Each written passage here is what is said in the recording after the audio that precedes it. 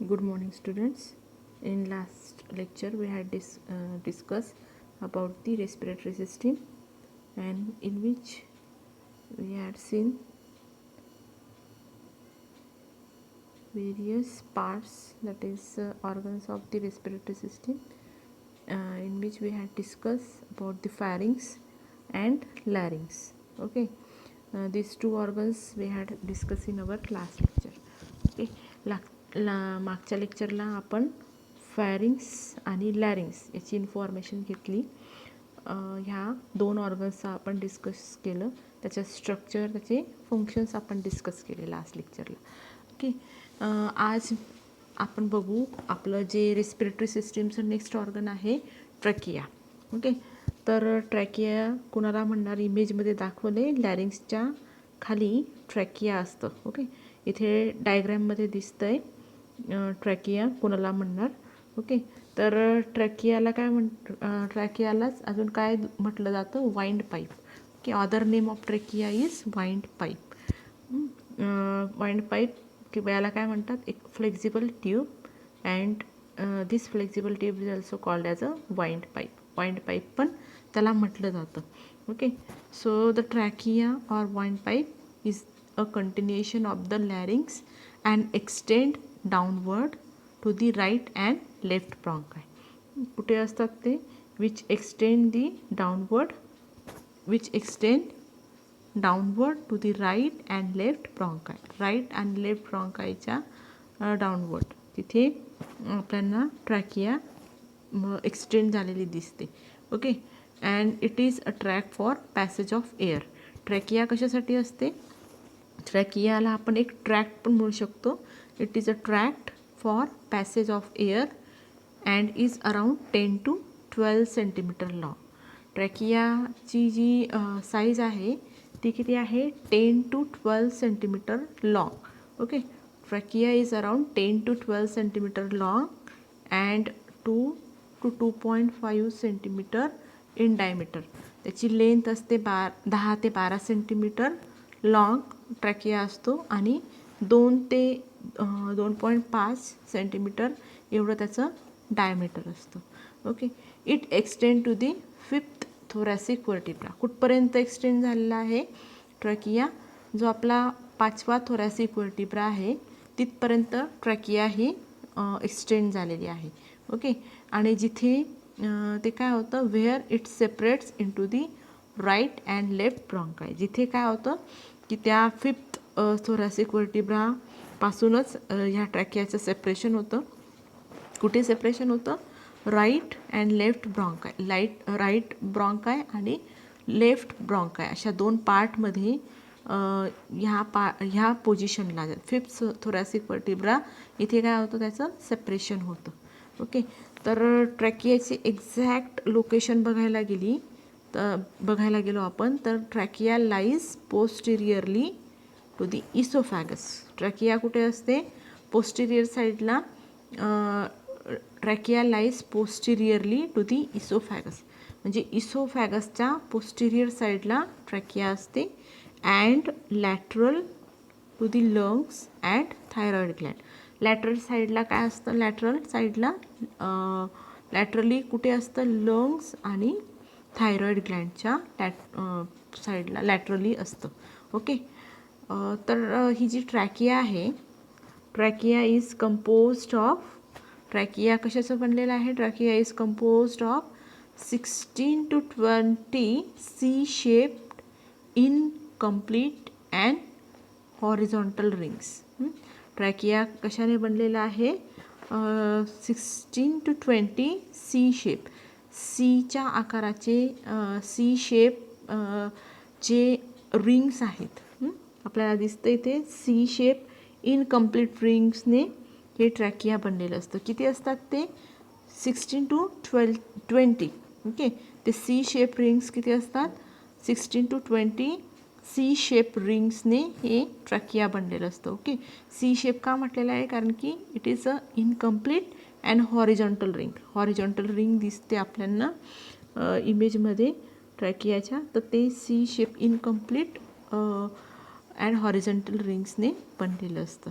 Okay, position one above the other, एकावर एक अशी ते सी शेप हॉरिझॉन्टल रिंग्स जे आहेत ते ठेवल्यासारखं आपल्याला दिसतं. ओके, एकावर एक असे ते रिंग्स ठेवलेले आहेत. Okay, and the rings are made up of hyaline cartilage. ही जी रिंग्स आहेत हे कशाने बनलेले आहेत? These rings are made up of the hyaline cartilage. हे रिंग्स हायलाइन कार्टिलेजने बनलेले आहेत. Okay, and the incomplete portion of these rings lies towards the oesophagus. जो इनकम्प्लीट पोर्शन आहे या रिंगचा तो कुठे असतो? कुठल्या साईडला असतो? It lies towards the oesophagus. इसोफॅगसकडे त्याचा असतो. Okay, the C shape rings provide support to the walls of the trachea. हा जो सी शेप रिंग आहे याचं काम काय आहे? This rings provide support to the walls of the trachea. ट्रॅकियाच्या वॉल्सला सपोर्ट देण्याचं काम हे सी शेप रिंग करत असतं. ओके, अजून फंक्शन काय आहे? To prevent it from collapsing. Okay, during inhalation or exhalation. तर सपोर्ट देतं वॉल्सला. वॉल्सला सपोर्ट मिळाल्यामुळे काय होतं की ट्रॅकिया काय करतं? इट प्रिव्हेंट्स ट्रॅकियाला जे कोलॅप्सिंग होण्यापासून प्रिव्हेंट होतं. जेव्हा आपण इनहेलेशन करतो किंवा एक्सहेलेशन होतं तेव्हा काय होऊ शकतं? कोलॅप्स होऊ शकतात हे रिंग्स, पण ते काय होतं या ट्रॅकियाला कोलॅप्स होण्यापासून हे प्रिव्हेंट करतात. ओके, तर ही जी ट्रॅकियाची वॉल आहे this wall is made up of the various layers. वेगवेगळ्या लेयर्सने बनलेले आहे ही वॉल. त्याच्यामध्ये आहे mucosa, submucosa, then hyaline cartilage and adventitia. अशा वेगवेगळ्या लेयरने ही ट्रॅकियाची वॉल बनलेली असते. ओके, कशाने? Mucosa, submucosa, hyaline cartilage, adventitia. Okay, so the inner wall of mucosal layer of the trachea is composed of ciliated columnar epithelium. जी inner wall आहे, inner wall जी mucosa layer आहे, mucosal लेयरची जी inner wall आहे ट्रॅकियाची ती कशाने बनलेली असते? It is composed of ciliated columnar epithelium. कशाने बनलेली आहे ती? It is composed of ciliated columnar epithelium. Okay, and consisting of the goblet cells. याच्यामध्ये काय असतं? गोबलेट सेल्स असतात. Okay, and also containing the reticular and elastic fibres. आणि अजून त्याच्यामध्ये काय असतं? रेटिक्युलर फायबर्स असतात आणि इलास्टिक फायबर्स हे असतात. ओके, इनर वॉल झाली. नंतर आहे मिडल लेयर. मिडल लेयर कुठली आहे? Submucosa. Okay, submucosal layer and the cartilaginous layer is arranged in the helical manner. Helix सारखं स्ट्रक्चर दिसतं हा मिडल लेयरचं. ओके, त्याला मिडल लेयरला काय म्हणणार? सबम्युकोसल लेयर असं म्हटलं जातं. And the cartilaginous layer is arrange in a helical manner. Helical मॅनरसारखं त्याचं अरेंजमेंट असते. The submucosal layer is made up of alveolar tissue. जी सबम्युकोसल लेयर आहे ती कशाने बनलेली आहे? This submucosal layer is made up of the areolar tissue. Areolar टिश्यूने हा सबम्युकोसल लेयर बनलेला असतो. ओके, त्याच्यासोबत असतं त्याच्यामध्ये एरियोलार टिश्यूसोबत blood, lymph vessels, seromucous glands etcetera हे असतात. सबम्युकोसल लेयरमध्ये काय काय असतं? एरियोलार टिश्यू असतात, त्याच्यासोबत ब्लड, लिम्फ वेसल्स असतात. ओके, आणि जी आउटर लेयर आहे, outer layer consist of the fibromuscular membrane. Outer लेयरमध्ये काय असतं? Fibromuscular membrane made up of the trachealis muscle. कशाने बनलेलं आहे ते? आउटर लेयर जे आहे ट्रॅकियालिस मसल. ट्रॅकियाची जी मसल्स आहे त्याच्याने ते बनलेलं असतं. And elastic connective tissue. आणि अजून काय असतं त्याच्यामध्ये, इलास्टिक कनेक्टिव्ह टिश्यू असतात दॅट एन्व्हलप दी कार्टिलेज, जे कार्टिलेजला एन्व्हलप करतात. ओके, तर हे ट्रॅकियाचं स्ट्रक्चर आहे इथे दिलेलं. वेगवेगळ्या सी शेप जे रिंग्स आहेत त्या सी शेप रिंगचं काम काय आहे, which gives the protection. Okay, याचे फंक्शन्स आहेत, functions of the trachea. Important function, first function is it provides support and efficient air flow. Trachea काय करतं, it provides the support and efficient air flow. Support provide करणं आणि जो efficient air flow आहे, आपला एअरमधला जो flow आहे तो एफिशियंटली एअर फ्लो होऊ देतं. ओके, ट्रॅकियाचं मेन फंक्शन काय, it provides the support and efficient air flow. Okay, it also helps prevent the obstruction of air flow by dilating and constricting smoothly during the act of swallowing and nerve stimulation. Efficient air flow कसा possible आहे की it helps prevent the obstruction of air flow by dilating and constricting smoothly during the act of swallowing and nerve stimulation. Second function आहे cleansing. Second function काय आहे, cleansing. त्याच्यामध्ये काय present असतात, the cilia present in the mucous membrane. जी mucous membrane आहे तिथे काय प्रेझेंट असतात, cilia, and that helps to remove the foreign particles. ह्या सिलिया कशामध्ये हेल्प करतात, की जे फॉरेन पार्टिकल्स आहेत त्यांना रिमूव्ह करण्यासाठी हे सिलिया हेल्प करतात. Okay, from adhering to the mucus by pushing them upward toward the larynx. Okay, त्यांना लॅरिंग्सकडे पुश करून ते क्लिन्झिंग करण्याचं काम हे ट्रॅकिया करतं. नेक्स्ट फंक्शन आहे warming and humidification. Trachea along with the nose tries to maintain air at the body temperature by providing efficient air conditioning. Okay, air conditioning म्हणजे काय, वॉर्मिंग आणि ह्युमिडिफाईंग या दोन गोष्टी ट्रॅकिया करतं. Okay, trachea along with the nose, trachea आणि nose हे दोन्ही ऑर्गन्स मिळून काय करतं, ट्रायज टू मेंटेन एअर, आपली जी ॲट दी बॉडी टेम्परेचर म्हणजे आपल्या बॉडी टेम्परेचर शी रिलेटेड तो जी एअर आहे ती मेंटेन करण्याचा प्रयत्न करतो. Okay, by providing efficient air conditioning. कशा प्रकारे करतं हे ट्राय, वॉर्मिंग अँड ह्युमिडिफाईंग, त्या एअरला वॉर्म करतं आणि त्याचं ह्युमिडिफिकेशन करतं. ओके, नेक्स्ट फंक्शन आहे कफ.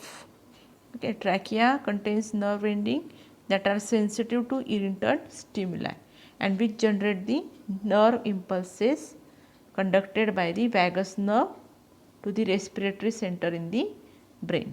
Okay, so in this way this is trachea is also helpful for the maintaining cough removal. Okay, so this is all about the trachea. Next part is our next organ.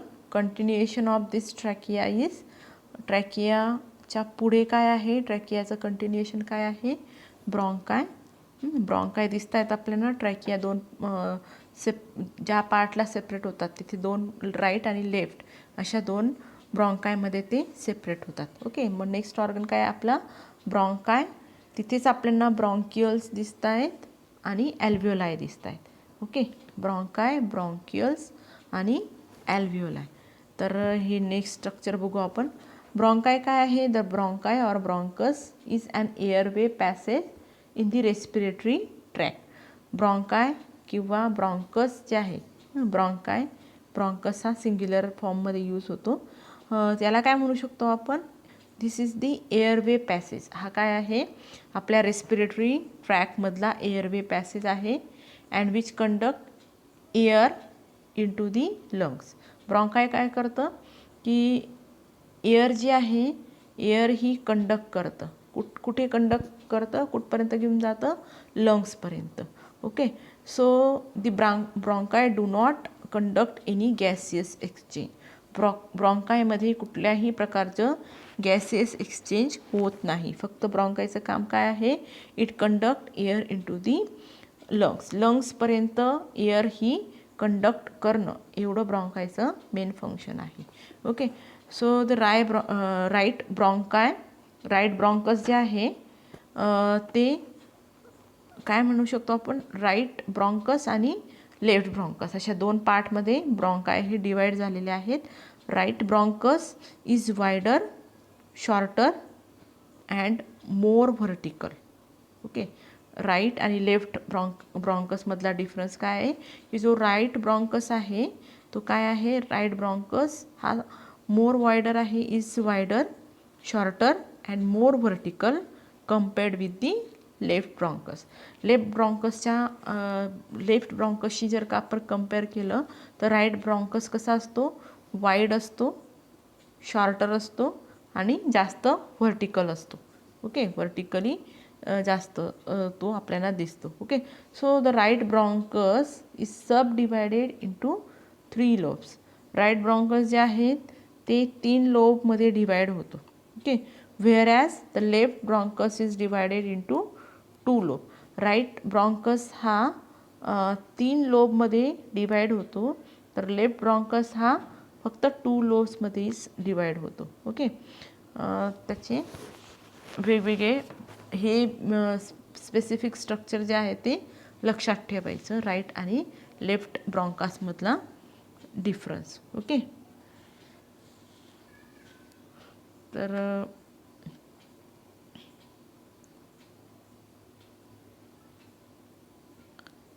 हे झालं ब्रॉन्कायबद्दल. Okay. So each of the bronchus supplies the bronchopulmonary section. प्रत्येक ब्रॉन्कायला काय असतं? एक ब्रॉन्कोपल्मनरी section असतो, असं याच्यामध्ये दिलेलं आहे. ओके. तर पुढचं स्ट्रक्चर काय आहे ब्रॉन्कायनंतर? Several sectionals in the left lung to causing 8 section.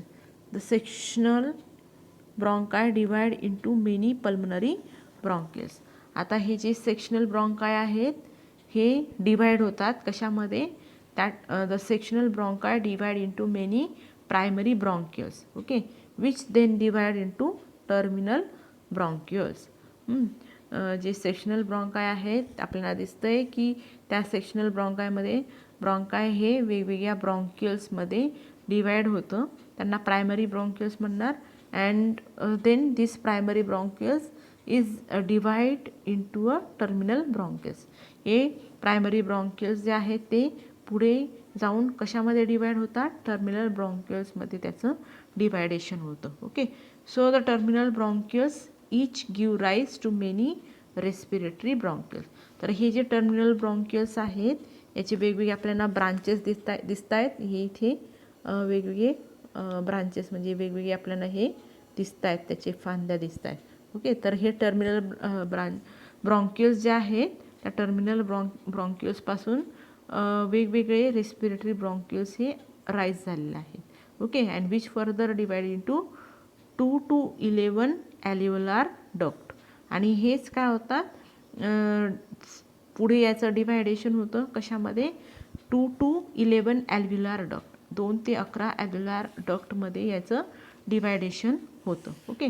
So there are 5 or 6 alveolar sacs associated with each alveolar duct. एका ॲल्व्हिओलार डक्टमध्ये किती सॅक असतात? 5 ते 6 ॲल्व्हिओलार सॅक हे असोसिएटेड असतात. ओके. ईच ॲल्व्हिओलार डक्ट म्हणजे एका ॲल्व्हिओलार डक्टमध्ये किती ॲल्व्हिओलार सॅक असतात? 5 ते 6 ॲल्व्हिओलार सॅक हे असतात. ओके. आणि टोटल ॲल्व्हिओलार डक्ट किती असतात? 2 to 11 ॲल्व्हिओलार डक्ट असतात. Okay. So this alveolus is a basic anatomical unit of gas exchange in the lung. तर आपल्या बॉडीमधलं जे जिथे गॅसेस एक्सचेंज होतं ते कुठे होतं? ॲल्व्हिओलसमध्ये. कुठं होतं? ॲल्व्हिओलस. इथे गॅसियस एक्सचेंज हे होत असतं. Okay. So this hyaline cartilage present with the bronchi and present as irregular ring in the larger bronchi, okay, and in the form of small plates and islets in the smaller bone, okay. Smooth muscle is also present continuously around the bronchi. Hyaline cartilage असतं, सोबत कुठले muscles असतात, hyaline cartilage आणि smooth muscles पण असतात, okay, which is present continuously around the bronchi. ब्रॉन्कायच्या अवतीभोवती हे स्मूथ मसल्स असतात, okay.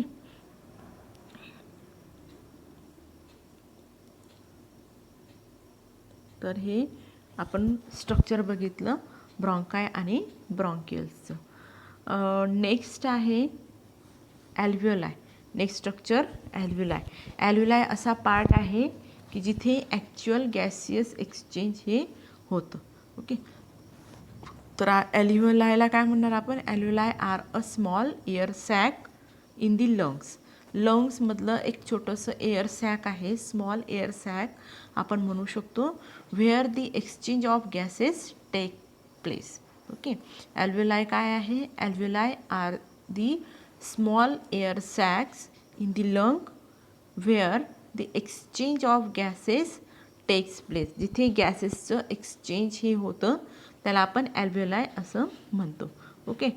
So the paired human lungs contain about 600 million alveoli. Paired human lung. Paired human lung म्हणजे काय?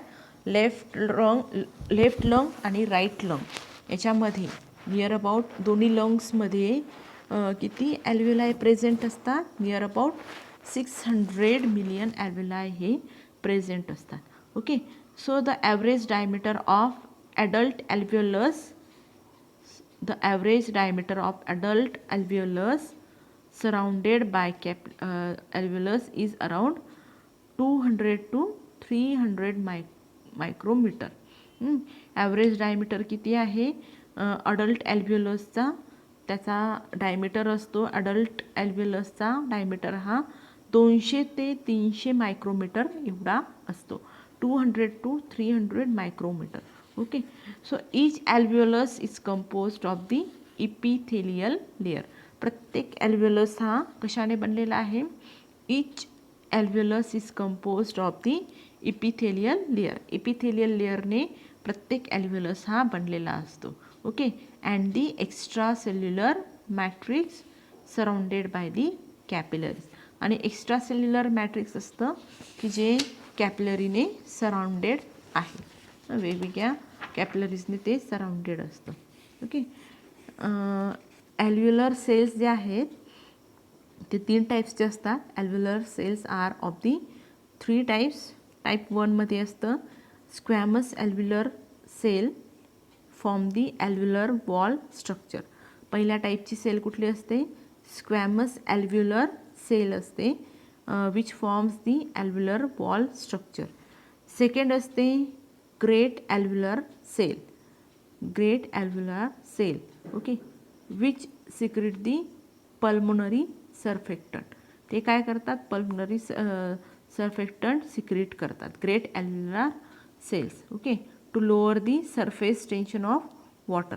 वॉटरचं सरफेस टेन्शन कमी करण्यासाठी ते काय सिक्रेट करतात? Pulmonary surfactant, okay. And that cause increase permeability of gases exchange. तर हे याच्यामुळे काय होतं की जी गॅसेस एक्सचेंजची परमिएबिलिटी ही इन्क्रीज होते, ओके. तिसऱ्या टाईपचे सेल्स आहेत macrophages. Macrophages that kills or destroy the foreign particles. तर अशा 3 टाईपचे ॲल्व्हिओलर सेल्स हे असतात. पहिलं बघितलं स्क्वॅमस ॲल्व्हिओलर सेल, दुसरा आहे ग्रेट ॲल्व्हिओलर सेल, तिसरा आहे मॅक्रोफॅजेस. मॅक्रोफॅजेस अशा 3 टाईपचे ॲल्व्हिओलर सेलने हे ॲल्व्हिओलर बनलेलं असतं, ओके. किंवा 3 टाईप्सचे ॲल्व्हिओलर सेल्स हे ॲल्व्हिओलायमध्ये प्रेझेंट असतात, okay. So this all about the alveoli, okay. So during the exchange process the blood containing carbon dioxide from all the body parts reaches the alveoli. जेव्हा एक्सचेंज होतं, एक्सचेंज प्रोसेस होते तेव्हा काय की जे blood आहे, blood containing carbon dioxide from all the body parts. आपल्या बॉडीमधल्या सर्व पार्ट्समध्ये जे काय म्हणू शकतो आपण कार्बन डायऑक्साईड असेल तर ते कुठे रीच होतं, कुठे पोहोचतं, दॅट रिचेस दी ॲल्व्ह्युलाई. ते कुठे पोहोचतं, ॲल्व्ह्युलायला पोहोचतं, ॲल्व्ह्युलायकडे जातं. And that releases carbon dioxide and takes up oxygen. आणि ॲल्व्ह्युलायमध्ये काय होतं की हे काय रिलीज करतात, जे ब्लड सेल्स आहे, ब्लड आहे तिथे काय होतं की that releases the carbon dioxide. ते तिथे कार्बन डायऑक्साईड रिलीज करतं आणि काय घेतं, oxygen. Okay. And takes up oxygen in the alveolar blood vessel. जे ॲल्व्ह्युलारमधले जे ब्लड व्हेसल्स आहेत तिथे काय टेक करतात, काय घेतात, ते ऑक्सिजन घेतात. Okay. To transport to all the body cells. प्रत्येक बॉडी सेलला ट्रान्सपोर्ट करण्यासाठी ते ऑक्सिजन हे घेतात. Okay. So this alveoli are elastic in nature. हे जे ॲल्व्ह्युलाई आहे ह्याचं नेचर कसं असतं, ते इलास्टिक नेचर असतं. Okay. As a person breathes in the alveolar sac fill up and inflate with air. हवामध्ये भरली जाते. Whereas they spring back as a person breathes out to expel carbon dioxide. Okay. तर ह्या inflate हवा फुगवली जाते आधी जेव्हा ते ब्रीदिंग प्रोसेस होते तेव्हा. Okay. As a person breathes in the alveolar sac fill up. Breathe करतो तेव्हा काय होतं, ती ॲल्व्ह्युलार सॅक ही फिलअप होते आणि इन्फ्लेट विथ एअर, हवेने ती फुगते. Okay. And whereas they spring back as a person breathe out. आणि जेव्हा आपण श्वास बाहेर सोडतो तेव्हा ती जसा बलून असतो, बलूनमध्ये हवा आपण इन्फ्लेट करतो, फुगवतो, तेव्हा कशी ते मोठं होतं, सेम हे ॲल्व्ह्युलार सॅक पण तसं मोठं होतं. आणि जेव्हा आपण हवा बाहेर एक्सपेल करतो तेव्हा काय होतं की त्याचा ओरिजिनल शेपमध्ये ते येऊन जातं. बलूनमधली हवा निघाल्यानंतर जसं होतं सेम तशा प्रकारचं इथे प्रोसेस होते. Okay. So this is all about the alveoli. ॲल्व्ह्युलायचं मेन फंक्शन काय आहे, एक्सचेंज ऑफ गॅसेस. इथे काय होतं, ॲल्व्ह्युलायमध्ये गॅसेस एक्सचेंज हे ॲक्च्युली होत असतं. ओके. तर आज आपण इथे थांबू. आपण 2 ऑर्गन्स बघितले. कुठले कुठले, आजच्या लेक्चरला ट्रॅकिया बघितलं, ब्रॉन्काय, ब्रॉन्क्युल्स आणि ॲल्व्ह्युलाई असे आपण ऑर्गन्स बघितले आपले रिस्पिरेटरी सिस्टीमचे. ओके. तर आज आपण इथेच थांबू. तुम्ही तुमचे लेक्चर ऐकून झाल्यानंतर रोल नंबर कमेंट बॉक्समध्ये लिहायचं आहे ॲज अ अटेंडन्स म्हणून. ज्यांनी हे लेक्चर ऐकलं त्यांनी तिथे रोल नंबर कमेंटमध्ये टाकायचा आहे. ओके. बाय. Take care.